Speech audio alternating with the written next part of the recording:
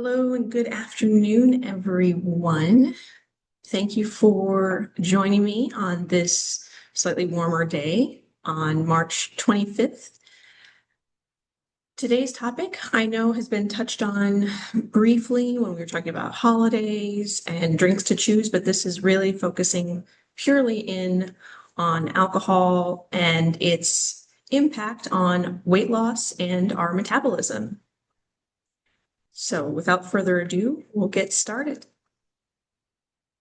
As always, we say it every week, to remember that it's the quality of your calories that matters. And alcohol is a tricky one because it does have more calories than carbohydrates and protein, and making sure that it is going to be higher quality can be a bit of a challenge.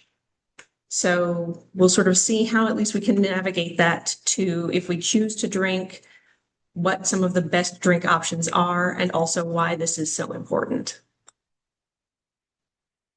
More in depth on what we'll cover. First and foremost, how your body treats it, metabolizes it. I do go over it very briefly. I try not to go too deep into the weeds there.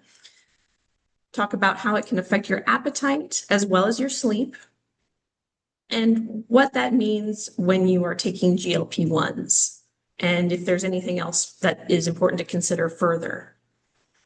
I do offer some strategies to navigate drinking if we're choosing to have a drink socially, as well as a couple of challenges for the week, and leaving time for your questions, as always, at the end.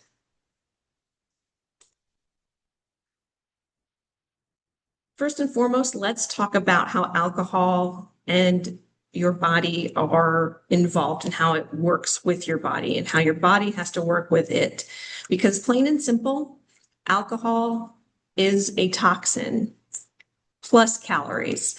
And I put here that calories here are 7 per gram, because you may or may not remember or know that carbohydrates and protein are about 4 calories per gram. Fat is about 9 calories per gram. So alcohol is sitting right between all of those.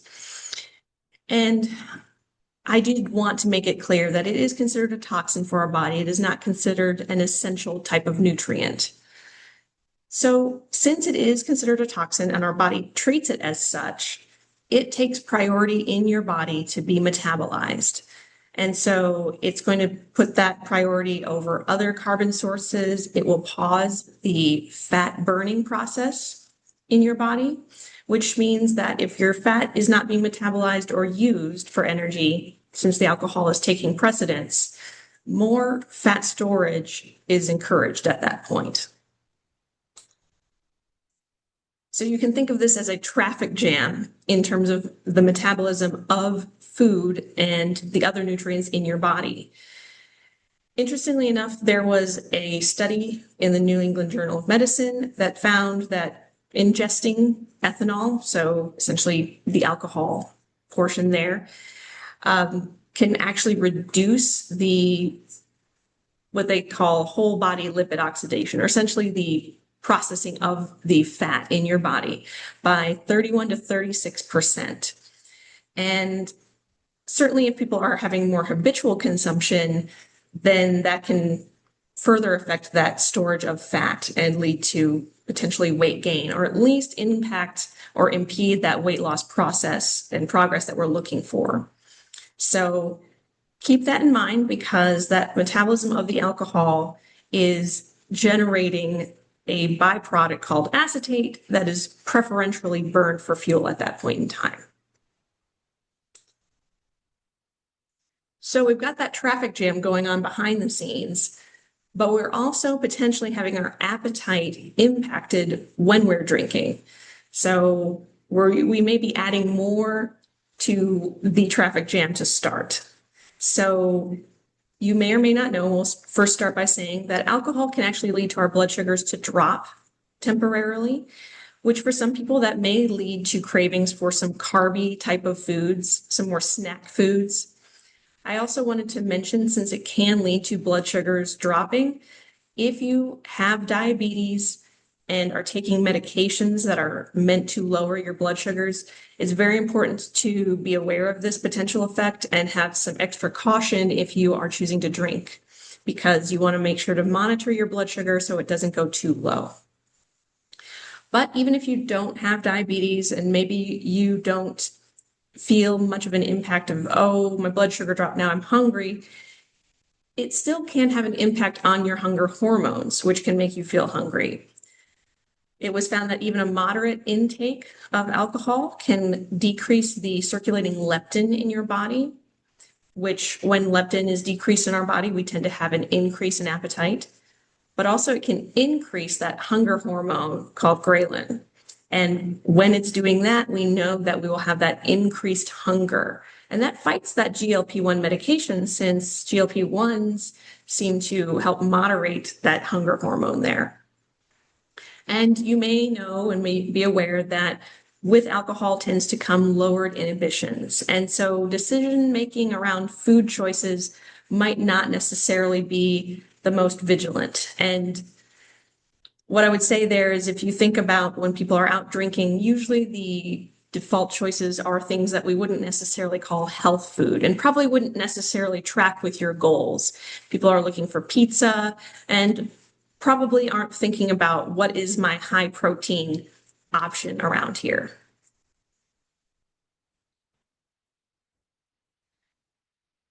And if you think to yourself, has anyone ever said, I feel so well rested after a night of drinking?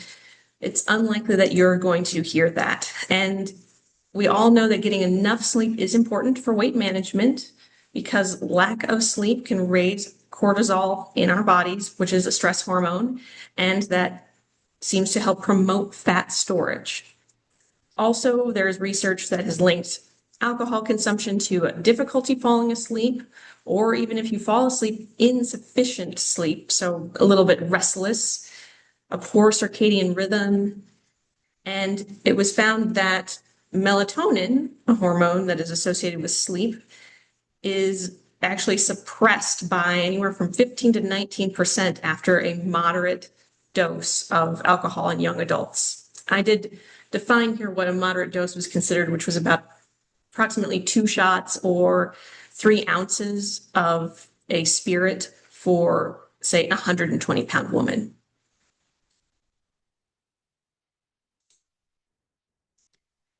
And everything I discussed prior, it does apply to everyone across the board, but I wanted to specifically touch also on if there's anything else to consider if you're taking a GLP-1 medication. So first and foremost, the gastric emptying is slower generally, and that may make it longer or may make it take time to feel the effects. And for some people, if that longer period of time before they feel the effects of the alcohol they're drinking may make them feel as though they are at liberty to drink more. However, that's not the case. And in fact, the effects that you get even from one drink of alcohol may feel stronger and may be stronger. There's a chance that your tolerance may be decreased, first and foremost, due to the weight loss, and just having less body mass can lead those effects to feel stronger. And also there's a high likelihood that maybe your frequency of drinking has gone down. I know someone who has mentioned that originally the sweet drinks like lemon drop martinis no longer have any appeal to her. And so that less frequent drinking can also lead to a lower tolerance. I also mentioned here, this was an interesting little tidbit, that slow metabolism, or really sort of this slowed processing of alcohol in your body, may cause that to linger in your bloodstream for longer, which may yield a higher blood alcohol content, which that's what's measured if you're out driving, and having that higher BAC, the blood alcohol content, can put you at risk for legal trouble. So it is very important to be careful, also have a designated driver regardless. But some good news, even though I talk about these special considerations here, there is a chance that if you had a cravings for alcohol or enjoyed drinking socially, that the desire may actually be lower. It doesn't happen for everybody, but there was a study that showed actually a 68% reduction in intake. Now, this was among high consumers, and that came out to about 5.5 pints of beer. So that might not be you or might not apply, but it does look that overall people tend to report that alcohol just doesn't hold the same interest as it once did.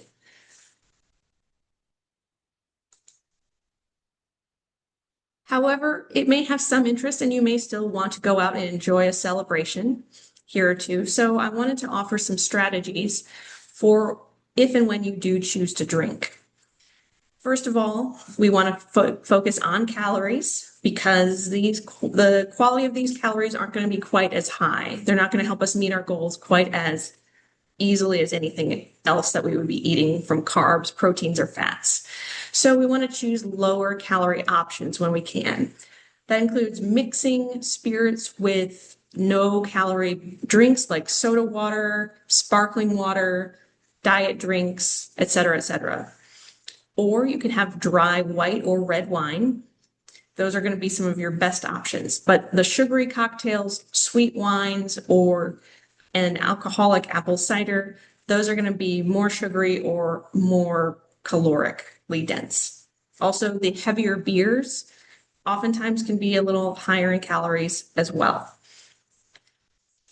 Also, even though we talked about the dangers with the, maybe not dangers, but the traffic jam situation or the reduced inhibitions, it is important to eat something when maybe your inhibitions are not lowered.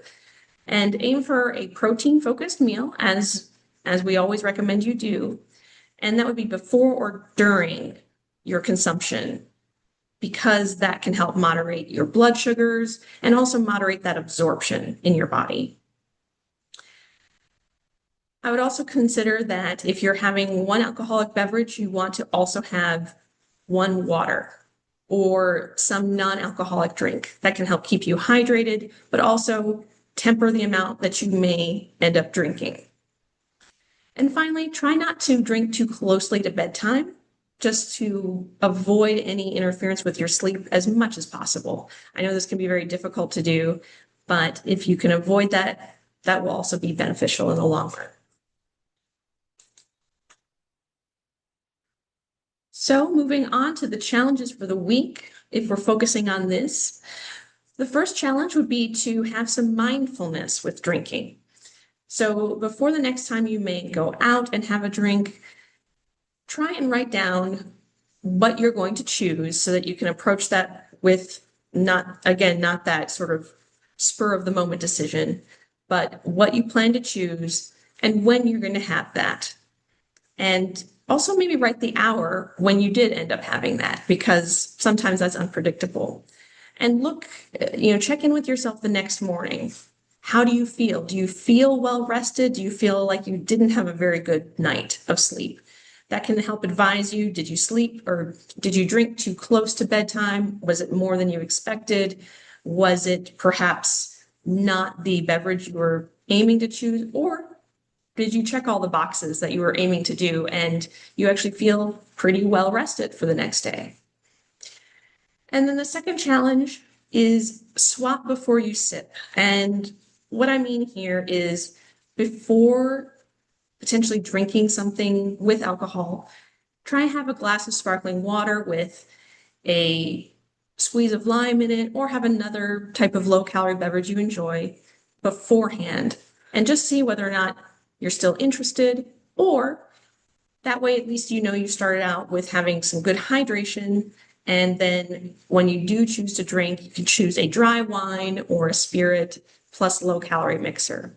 I think also that can help stave off, if you're feeling thirsty originally, you've taken care of the thirst situation.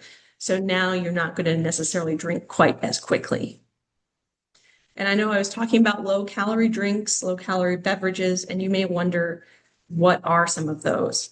So I did actually list here some general calorie information. This is a condensed version of, I thought, a very nice list at the University of Florida Health's website, but I've put together here the beers, light and regular, the calories you could expect, as well as distilled spirits, and a few mixed drinks and wines that you may be familiar with. You can see here that pina coladas and even margaritas, especially if mixed with a sour mix, they're going to pack a bigger caloric punch. And then say a rum and Diet Coke, because of course we're just adding a distilled spirit with a no-calorie type of mixer.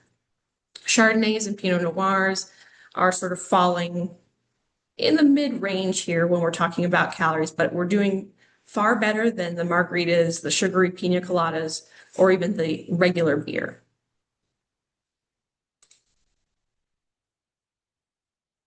So to put this all together, just remember that alcohol can impact your body in various ways with sleep, your appetite, and extra calories. And when we add GLP-1 medications to the mix, that will make a more complex cocktail of impacts on your body. But I think that we should allow ourselves to live our lives. And if drinking was a part of your life and you want to still have a social event here and there, make sure to plan ahead so that way you can make some of your healthiest choices.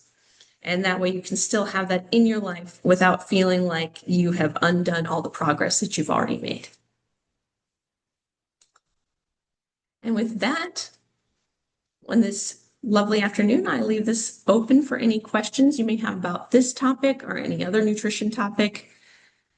And if you do not want to answer here in a public setting, by all means, please reach out to the Premier Weight Loss staff, or you can ask them to reach out to me, and I'd be happy to talk with you offline. So I will wait here for just a few moments.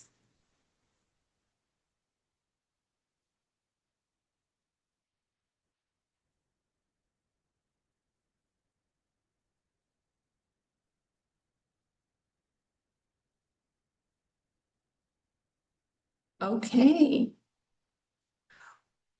Well, I hope you found this informative and helpful and a way to inspire what might be your next choice when you go out to drink. And I hope that you are around next week to join me again for our next topic. Again, if there are any further questions that come up afterwards, feel free to reach out because I'm always happy to answer any questions that come up or discuss your general nutrition goals. Thank you again, and I hope to see you in the next one.